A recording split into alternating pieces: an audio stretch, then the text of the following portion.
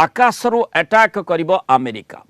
Israel Iran भयंकर युद्ध उपरे वर्तमान पृथ्वीवासी नजर रही जेहेतु सप्तम दिन में युद्ध पहुंची स्थिति मध्य गंभीर होबार लगी।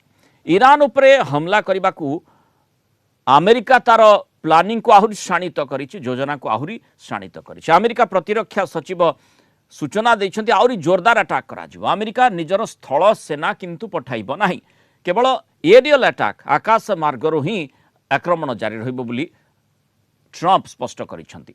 तेहरान उपरे प्रबल बोमा माड़ एणे इज्राएली सेना जारी रखिछि। एबे सुधा 1400 रु अधिक थर बड़ धरणर विमान अटैक करा जायछि, आक्रमण करा जायछि। लेबानन रो बेरुत रे थिबा हिजबुल्ला घाटी गुडी को मध्य टार्गेट करा जाउछि।